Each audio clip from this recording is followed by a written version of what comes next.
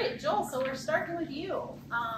So Home Repair Services does a wonderful job of really trying to empower, especially vulnerable homeowners and adults, and a lot of those are seniors. And so one of the things that I know that you've seen firsthand is the devastating results of seniors who have needed work done by a contractor, and for one reason or another, they've been taken advantage of. So can you start by just kind of giving us some of the most common service scams that are out there, and especially if we've had some new ones that might have evolved in the last couple of years that people haven't heard about? So yeah, probably the most common one that we hear and see is giving a contractor too much money up front and they never return at all. So sometimes they never complete the work, but too many just take the money and you never see them again, and they're just very hard to track down. So it's very, very important that people are careful about how much upfront money you give a contractor before they start a job. Another one that I think is very prevalent today is this idea of free inspections. Let me come into your home and I'll perform a free inspection of your furnace, your air conditioning system, your water heater, your plumbing system. So if you were to take a mechanic up on the opportunity to lift the hood of your car, do you think they're going to find something that should be worked on? So be wary of just inviting somebody in under the guise of it's a free inspection. Remember, you're inviting somebody in your home. That in itself has to earn some trust. So just don't let anybody come in your home. I just had this yesterday where out of fear, sometimes you start, that little monkey in your head starts going crazy, right? So you go, oh, I might miss something. Heating season's coming up. I should have somebody come check my furnace. So you see that a lot. We just had it with our web domain, our web address. You have to renew this every 3 years. So I got an email from a company that wanted to assist me. My web address for our home repair services is coming due in 2 weeks. They wanted to assist me at a figure of $289. Now, if I do it myself, which I've set up already on a credit card, it's $21.17. Right? So the fear is, wow, I might have missed this. And so in that moment of emotional state, I might have clicked and said, I better hire this company at $289 for something I could have done myself for $21.17. So always be thinking about, am I moving out of fear here, and is it really warranted? Roofing is a big one. If you own a house, to look at a roof as an average homeowner and go, how much life is left in this roof? Hard to know, right? You kind of go, well, when did I put it on? How many years was it the shingles rated for, etc. But it's very common for people to stop by your house, knock on your door, and say, I've been looking at your roof. Congratulations. It really is at the end of its lifespan, or they'll do it after a storm. Maybe find a few shingles. I found a shingle in your yard. It came from your roof. Would you like me to go up there and do a free inspection?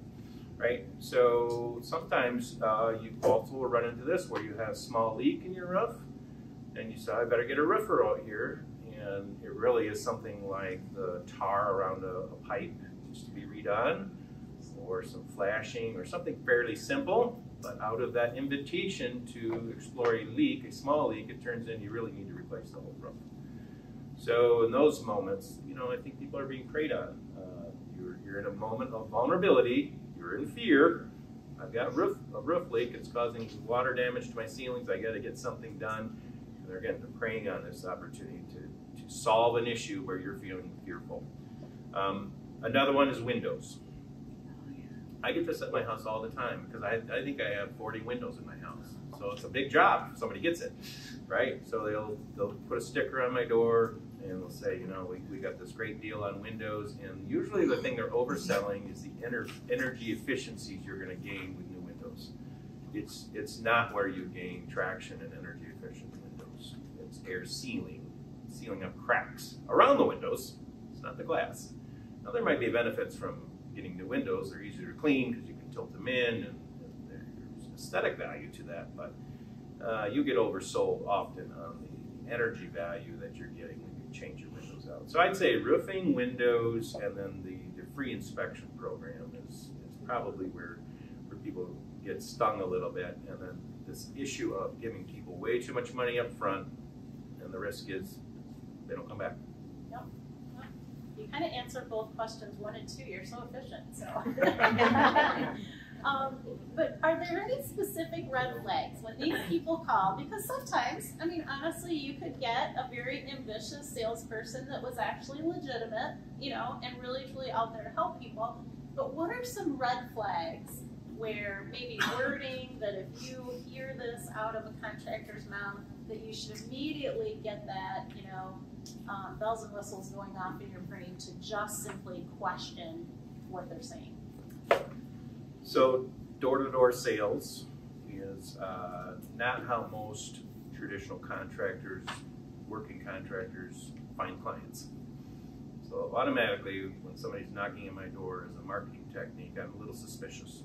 Not to say that everybody that knocks on your door is a bad person and out to scam you, but it's not a traditional way people will find clients. They don't need to use that method to find clients. You're a generation that grew up to be polite. And it is a beautiful characteristic, but you got to stop.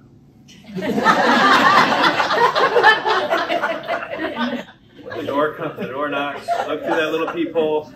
Nah, it's okay. They can leave that sticker on the door, and if you want to reach back out to them, that's another matter. So I hate to say that, but it's a reality. Anytime you feel pressure, we all have that little feeling on the back of our neck, the hair sticks up. I'm feeling pressured to make a decision on the spot. Don't do it. That's a red flag. Anytime that the person you're having this conversation with, if you have that conversation, first of all, never invite them in your home. You have that conversation on the porch, never inside your home. And if they will not listen to you, you sense that they're doing a lot of talking and no listening, to me, it's done.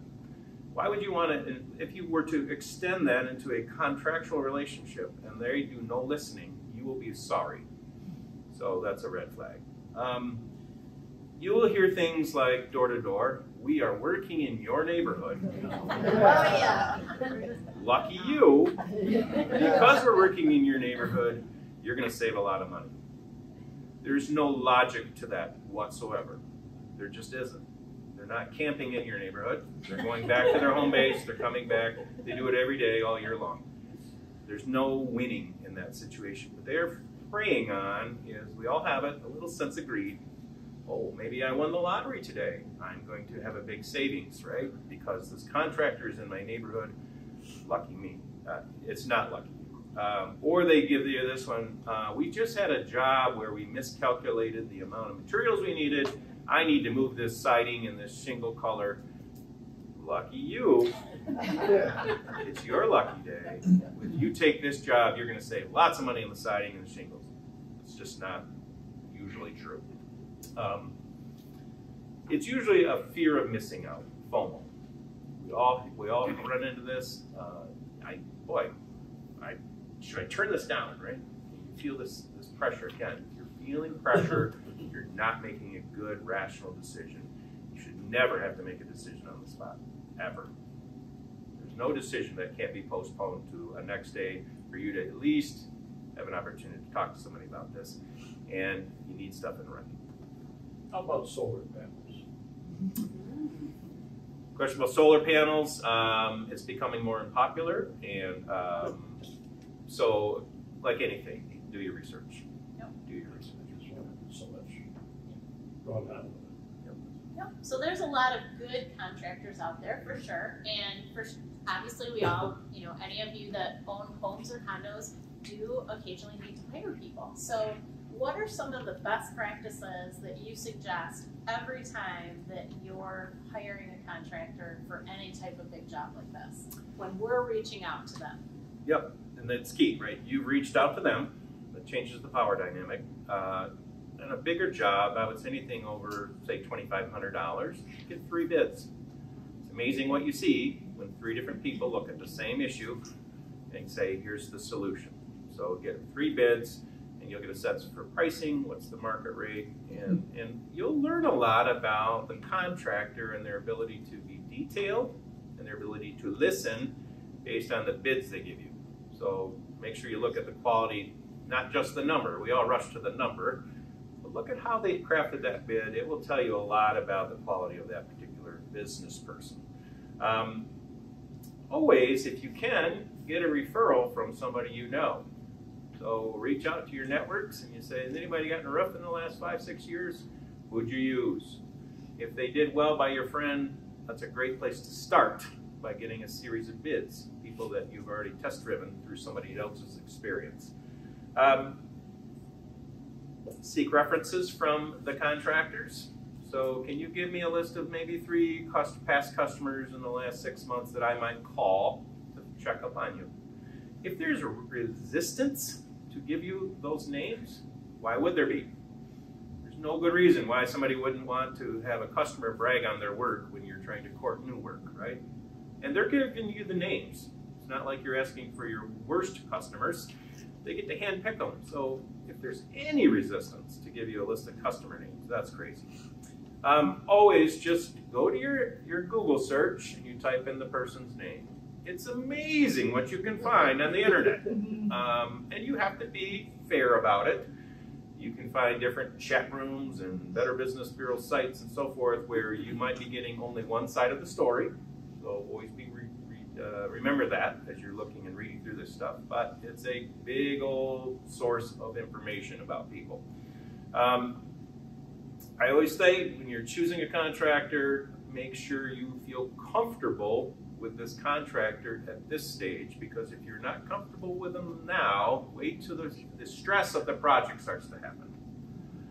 So if you're not feeling or you're having a good relationship with this person, I guarantee you when things get a little testy, meaning the project, no project goes perfect, right? You want to have somebody you can talk to, that you feel listened to, and that they're going to be reasonable with.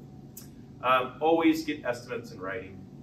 Okay, do not ever do anything with a verbal. If you end up in court, what's stronger? Write something in written form, but you both have signed, or someone's memory. Okay, get it in writing.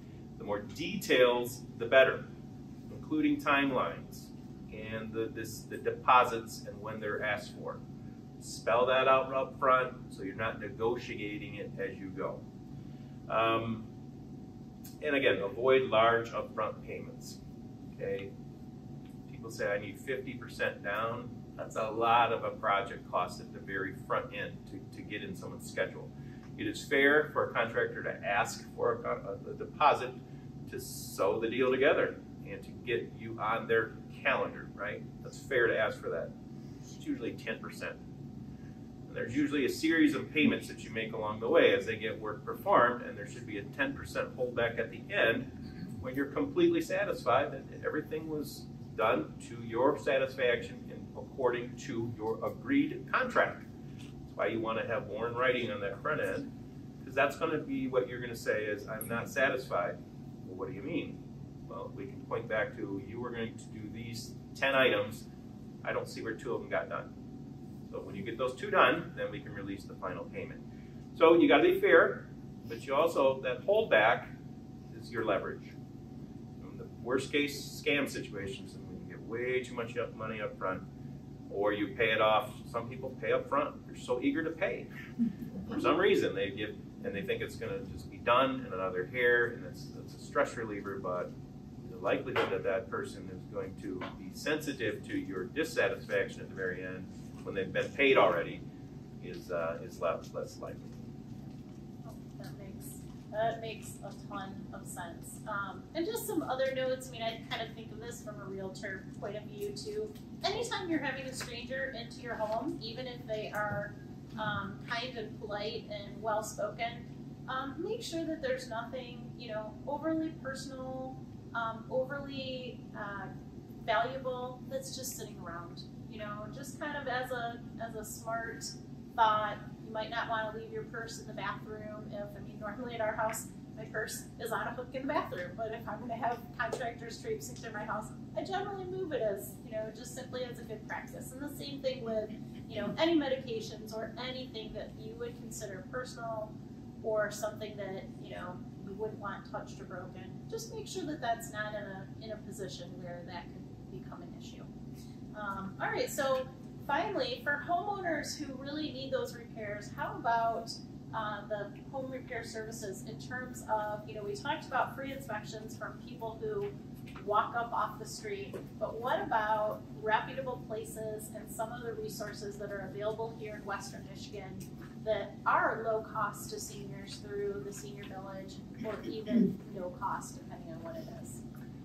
So as I mentioned, we are a nonprofit, so we are not there to sell anybody anything for profit. That's a wonderful distinction to make, right? So when you come and access our services, we're there to strengthen you from a missional perspective.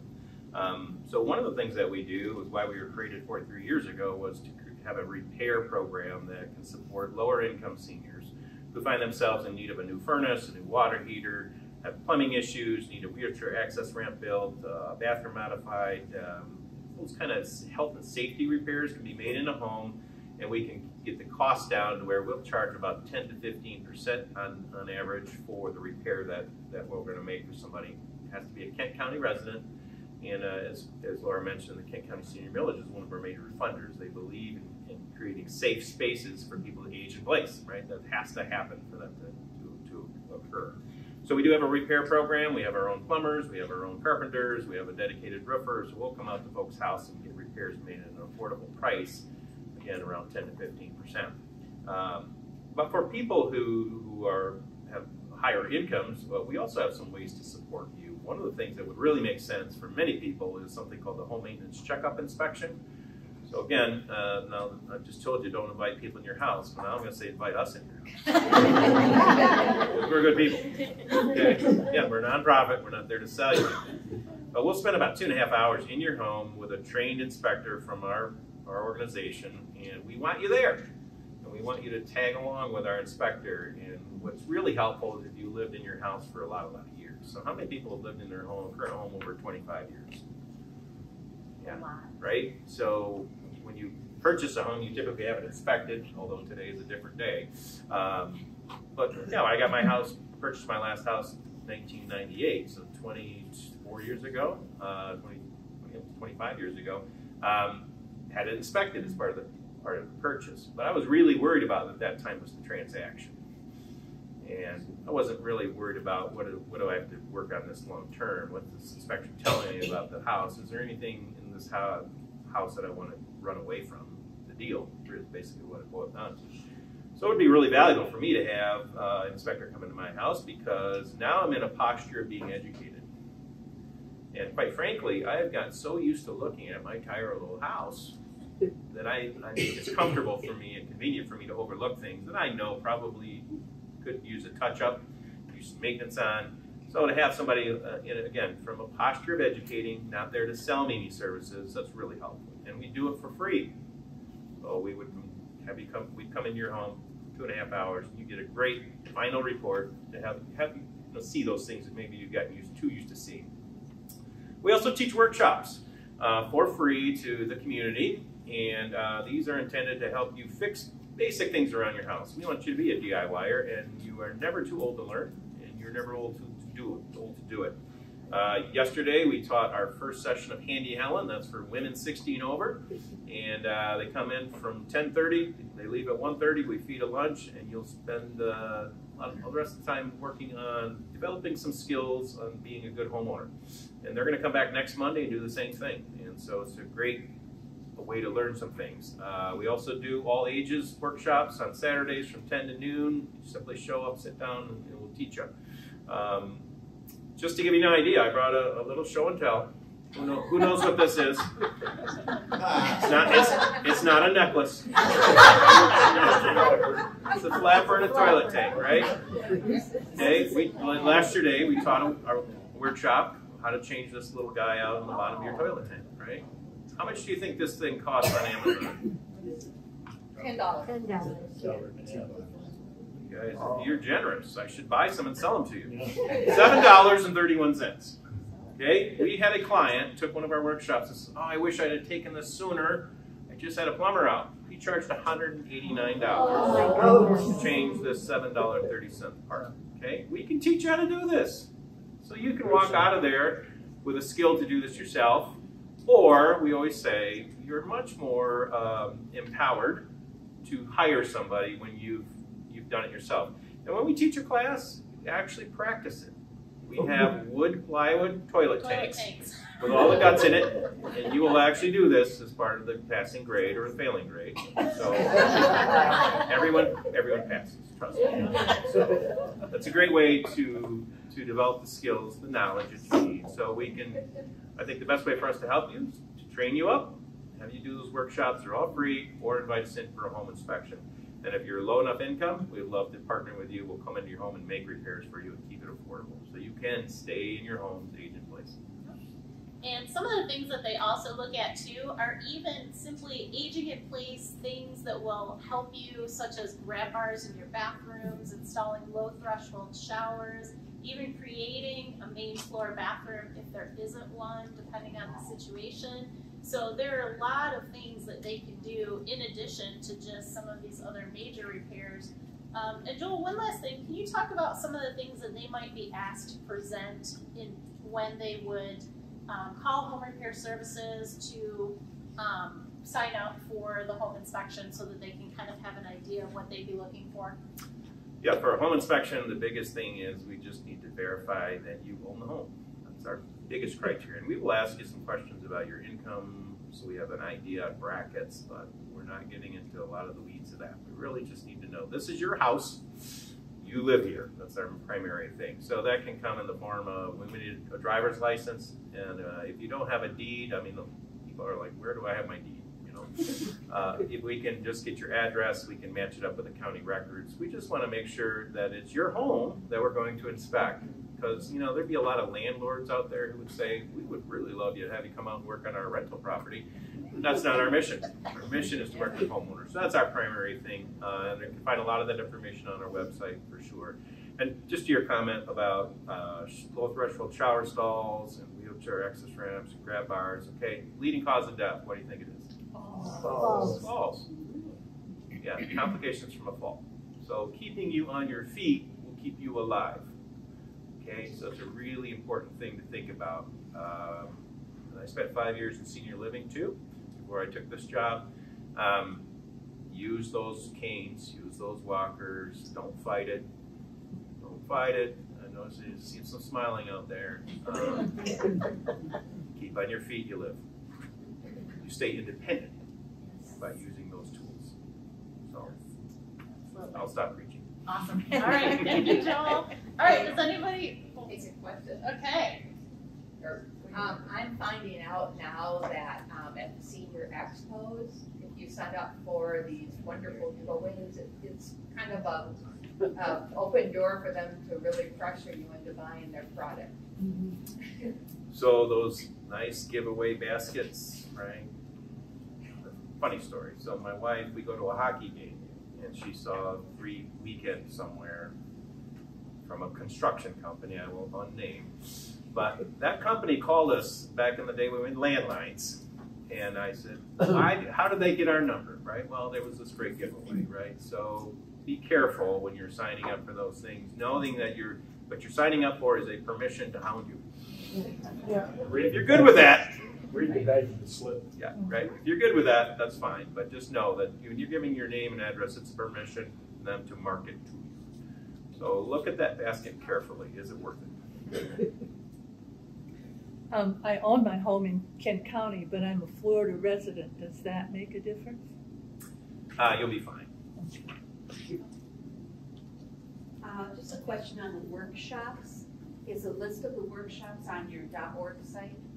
Yes, you'll be able to find all of our upcoming workshops there. And if you're a Facebook person, follow us and we'll show up as events.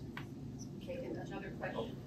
You had mentioned when you would come to someone's home and actually do the repairs, you said it was 10 to 15%. 10 to 50% of what? So we'll come out and provide an estimate. So if somebody needs a brand new furnace, we're going to give them an estimate of what it's going to cost, and then for a brand new furnace or a repair, or so whatever the actual cost is of the estimate, it'll be 10 to 15%.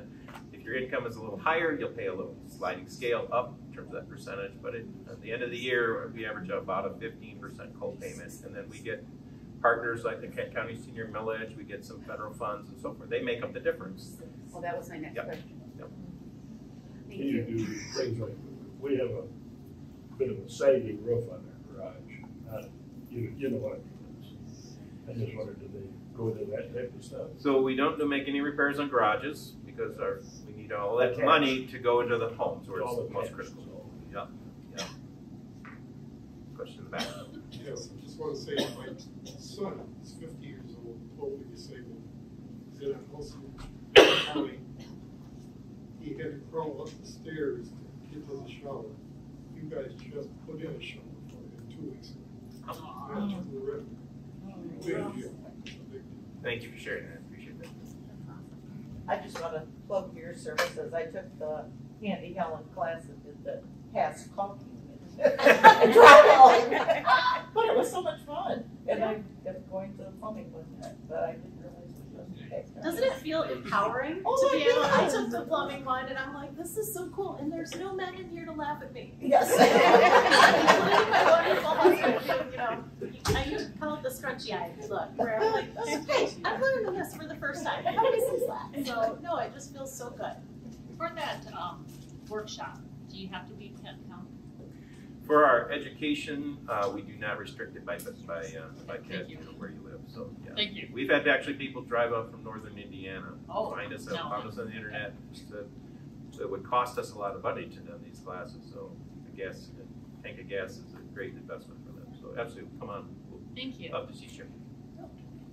Do you have recommendations on your website for insulation companies and things like that too? So we get that question a lot. Do you have a list of vetted contractors? And unfortunately, we don't have a big enough staff because that's really a full-time job to continue to vet people because Yeah.